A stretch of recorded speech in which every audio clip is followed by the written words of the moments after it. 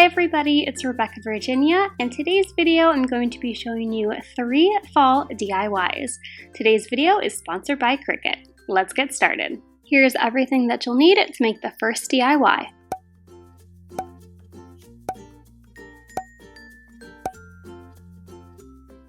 I'm going to start off by taking this Thankful and Blessed pumpkin sign from the Dollar Tree.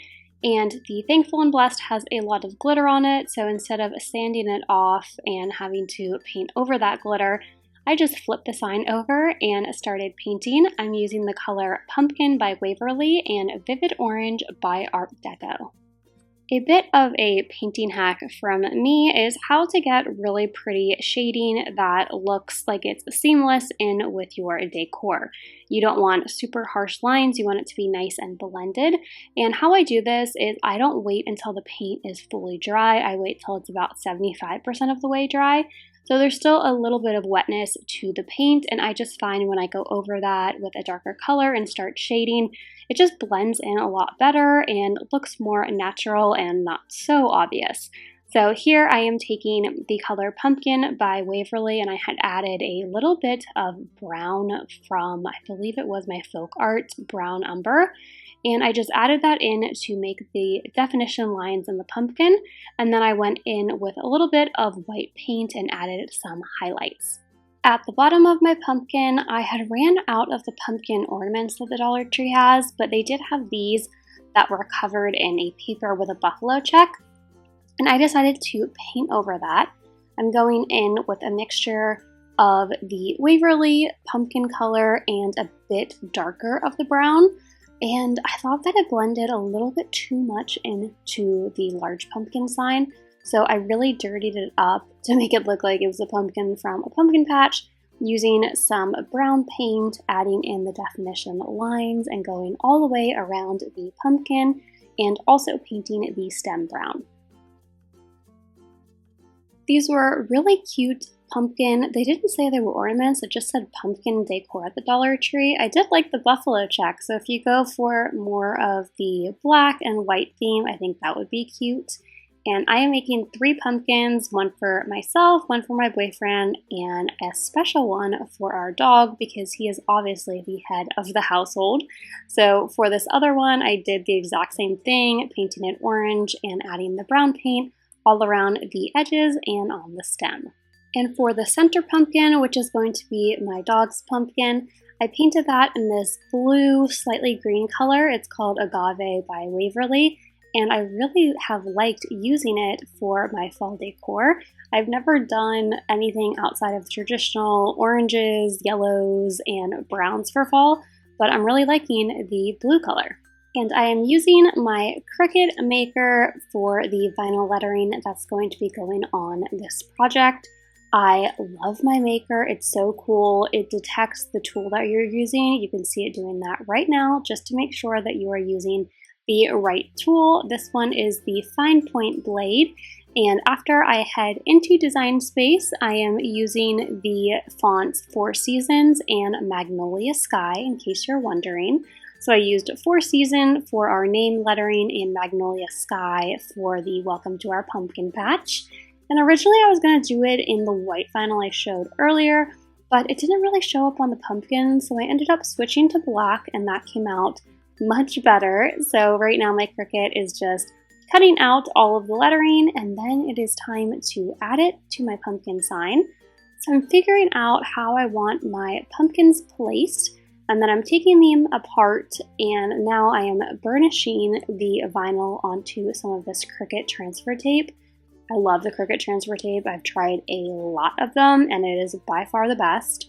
And then I am just placing that down onto my pumpkin, burnishing it again onto the pumpkin with my tool. And when I peel it away, it is left on the pumpkin. And of course, I had to add a little paw print for our pup. Before moving on to mine and my boyfriend's pumpkin, so I'm putting Rebecca and Michael on the far left and right pumpkin on our sign. And of course, if you don't have a Cricut, you could just use a marker pen to write this all out. But I was looking at some of my past projects. I first got a Cricut for Christmas. My family bought me one last year. And just looking back on all of my previous projects, Of course, I liked them, but if I would have just had my Cricut in vinyl, it would have saved me so much time and so much effort. And there's just something about the crisp vinyl lettering that looks so professional and really, I think, elevates any DIY. I picked up these adhesive dots from the Dollar Tree, and I really like to use them on projects recently, especially on ones like this that I'm constantly adjusting and moving things around.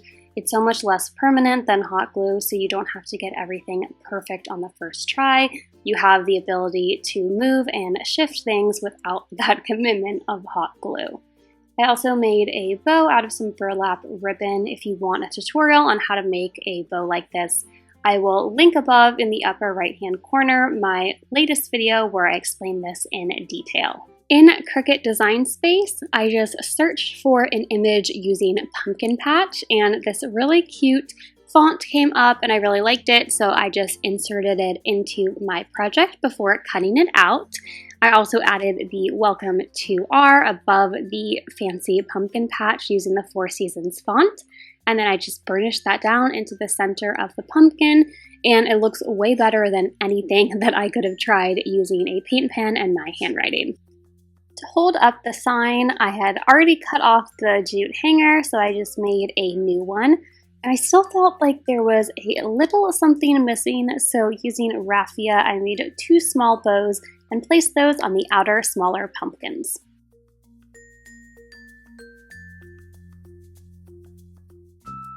The next craft is a set of tumbling tower blocks that I organized to look like cute wooden pumpkins. Here's what you need to make your own.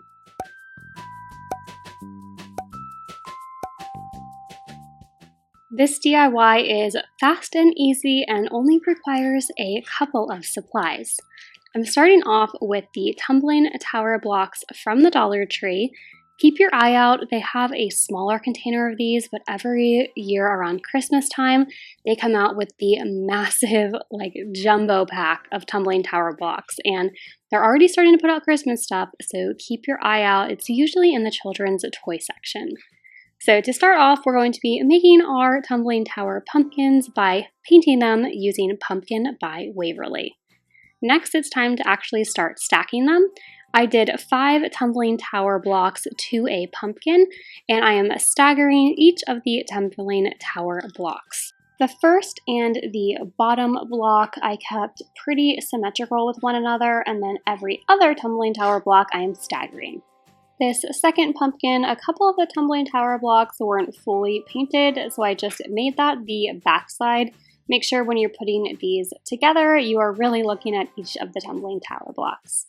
I also took these small cube square blocks that you can also find in the Crafter Square section, and I painted them in a dark brown color and then glued them on top of our pumpkins, and that is going to be our stem. For the words that are going to be going on the 3 inner blocks in our tumbling tower block pumpkin, I am using my Cricut. You could always go ahead and write these out, but the Cricut just makes the words so pretty and crisp looking, so I decided to use the Cricut and my vinyl. To embellish our pumpkin, I took this green ribbon and I was going to make vines on my pumpkin. So I cut out the wire part. I didn't have any floral wire, so this was a quick way to make it by curling it around a pen. But I ended up not really liking it.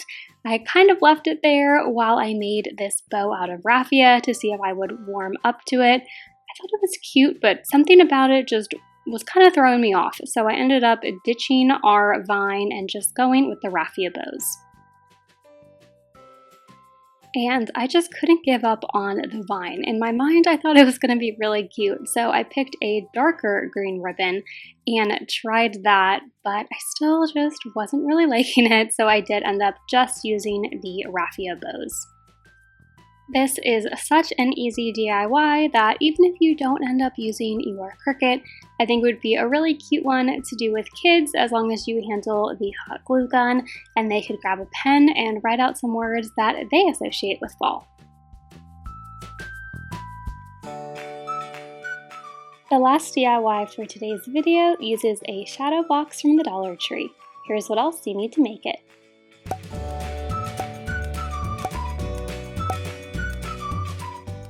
This is another relatively fast DIY. So for fall time, the Dollar Tree came out with these shadow boxes, but they come out with them for pretty much every season. And I ended up just pulling off the welcome fall section, and I'm going to be using one of these pumpkin wood ornaments. And at first I was going to add some of that really pretty scrap picking paper, but it kind of clashed with the black and white buffalo check, so I just ended up painting the pumpkin orange. I'm using the color Pumpkin, again by Waverly, and then painting the Hello Autumn in black. And the Hello Autumn wood cutout came with, I believe, 3 or 4 other cute fall sayings, and my Dollar Tree just got these in, so I was kind of bummed because if I got them earlier in the fall decorating season, I could have used them more in my DIYs, but I had to at least get them in one more, and I did finish a little bit more on the pumpkin. I added some shading and a bow, but I already showed you all in the first DIY how I paint and shade, so I figured I would speed things up a little bit and just use some magic to show you the completed pumpkin. Instead of using hot glue, I am taking the Pop Dot adhesives from the Dollar Tree again to adhere the pumpkin down onto those little foam blocks that are already in the shadow box. I used those adhesive dots, surprise, surprise, yet again to adhere the Hello Autumn onto our pumpkin. And then as the final step in this DIY, I'm going to be making an X or a crisscross bow. And I did this by taking 3 different types of ribbon. The larger one I did cut in half because it was pretty thick. And then I just cut doubles of each of them, and each one got a little bit shorter as I went up in the X bow. And I just crisscrossed them in an X, and I did stagger them out a little bit. When I first put it on, it looked a little too much like an X, and I wanted it to look a little bit more like an autumn leaf, which I think it really did, especially when I added the little cuts in the ends of the ribbon to make it look all fancy. And then I added a raffia bow in the center. All I did was wrap the raffia around the hand a bunch of times so it made a circle. And then when you tie the jute in the center, it turns the raffia into a bow. I used another one of those adhesive dots to adhere the bow to the top of our DIY. Again, really liking using those because I never have to worry about hot glue or burning myself. And with the bow on top, that completes our last DIY. Thanks for watching. Until next time, keep searching, keep creating.